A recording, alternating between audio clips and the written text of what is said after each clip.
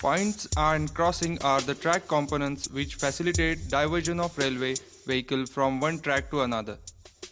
Point is a pair of tongue rails and stock rails along with necessary fittings.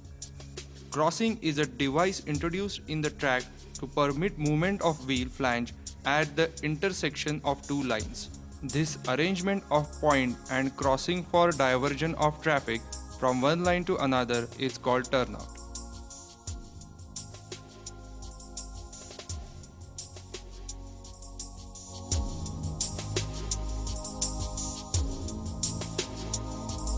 Following are the major sub-assemblies of turnout: switch, lead, crossing.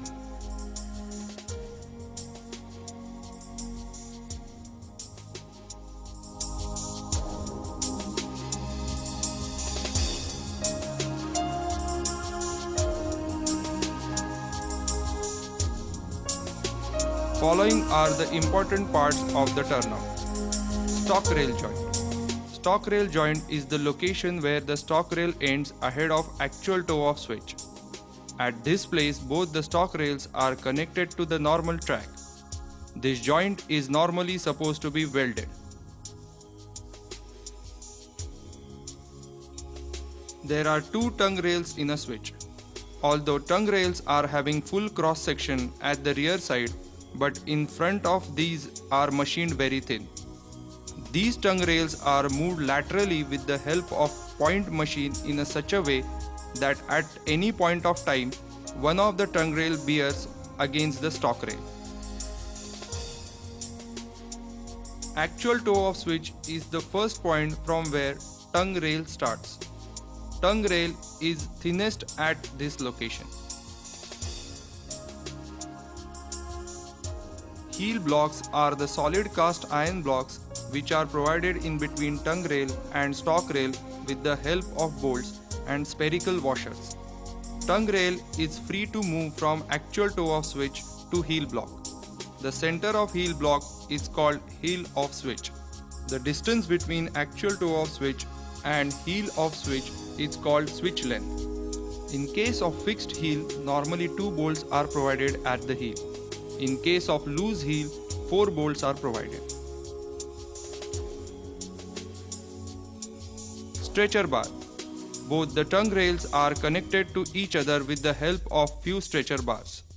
These stretcher bars are made of mild steel bars of size 75 mm into 12 mm. These bars are connected to the web of tongue rail with the help of a lug which is bolted to the tongue rail. These stretcher bars provided rigidity to the tongue rail against rotation and uplifting. First stretcher bar is provided near actual toe of switch, which is called leading stretcher bar. All other stretcher bars are called following stretcher bars. Number of following stretcher bars depend on the length of switch. 2 wing rails are provided in every crossing.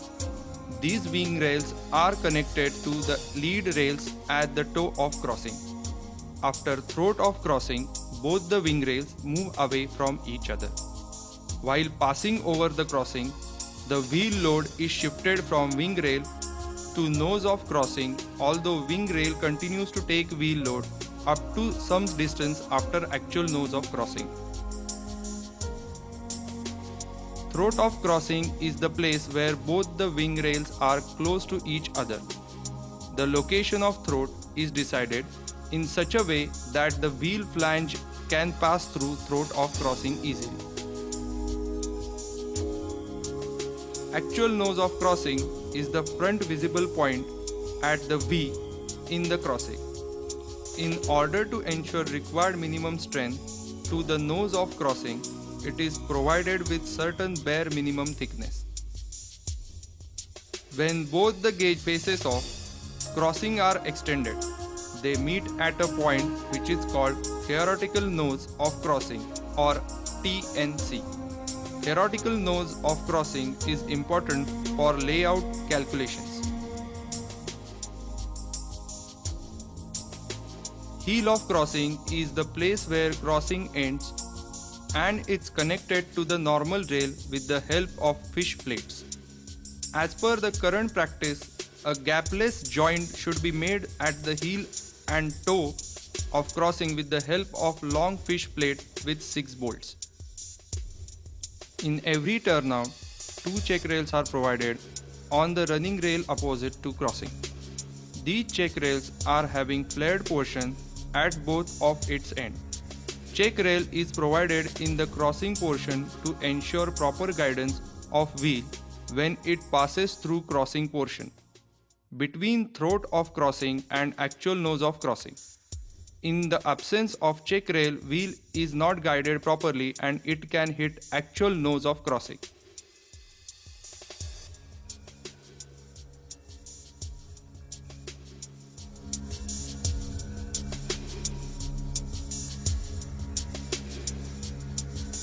For diverting a train towards turnout side, the point is set by pressing the tongue rail for the turnout side against the stock rail for the main line.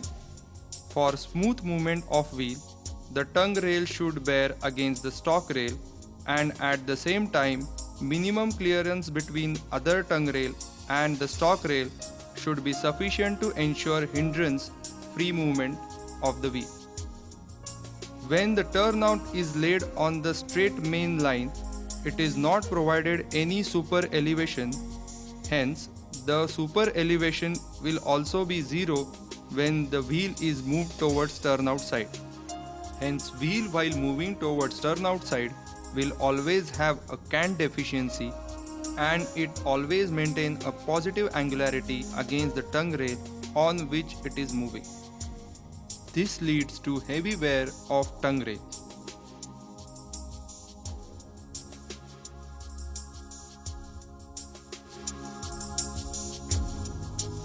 Front end of tongue rail is made low and sharp by heavy machining near the actual toe of switch in such a way that a wheel flange cannot hit the tip of tongue rail. But as the wheel moves further, the tongue rail grows in height and thickness. After moving some distance, thickness of tongue rail becomes enough to guide the wheels towards the turnout side, but its height is still less than that of stock rail, so vertical load is still not taken by tongue rail. But after some distance, its top edge also reaches to the level of stock rail. At this juncture, tongue rail starts taking vertical load. In case of switches made out of normal rail, tongue rail further grows in height and it becomes higher by 6 mm from the stock rail at junction of head.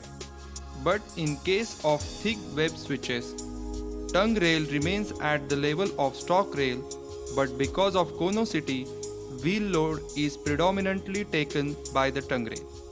In case of thick web switches, tongue rail section is changed from a symmetric section to normal rail section by forging of rail over a small length after passing heel of crossing.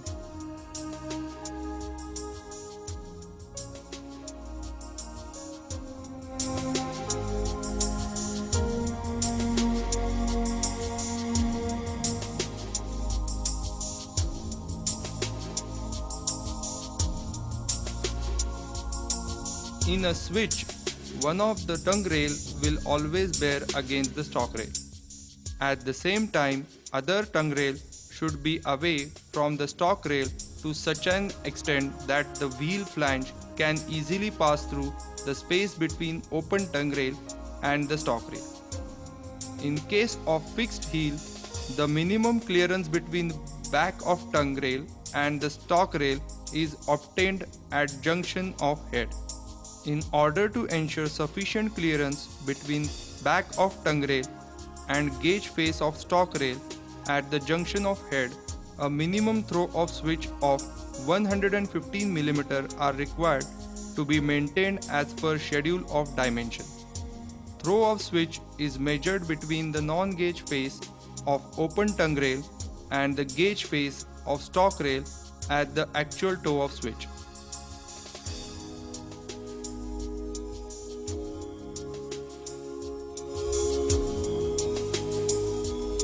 In case of fixed heel switch, the tongue rail is fixed tightly with the stock rail with the help of heel block and bolts.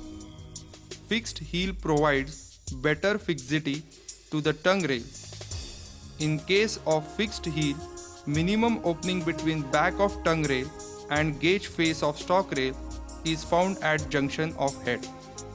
For fixed heel switch, fish plated joint is provided after heel of switch.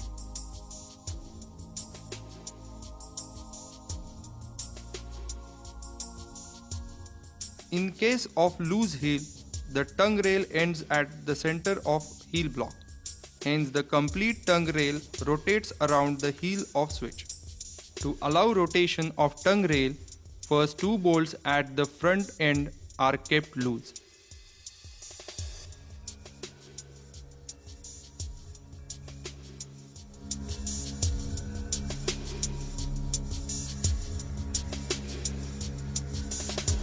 Crossing.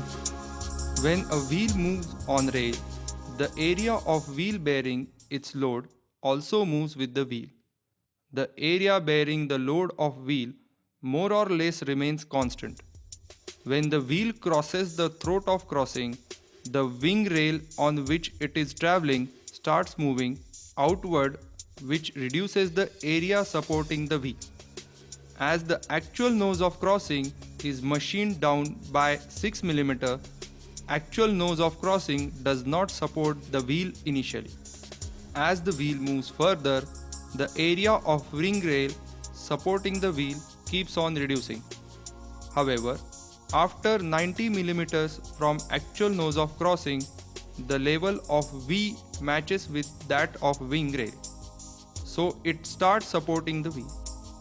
This is how load of wheel slowly transferred from wing rail to V progressively.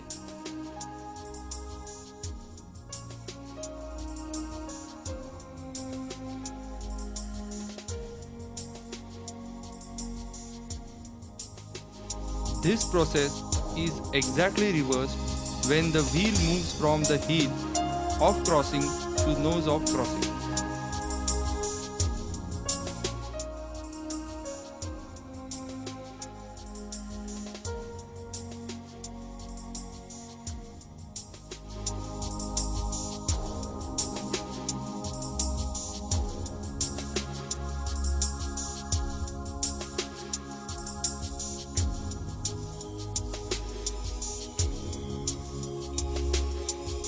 When the wheel passes over the crossing, lateral guidance to the wheel flange is not available between throat of crossing and actual nose of crossing.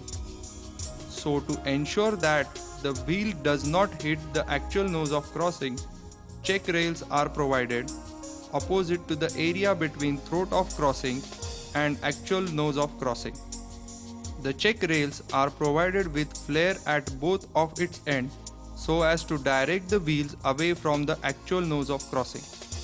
The clearance of check rail should be maintained between 41 to 45 mm on concrete sleeper. In case of the other sleeper, this clearance is to be maintained between 44 to 48 mm.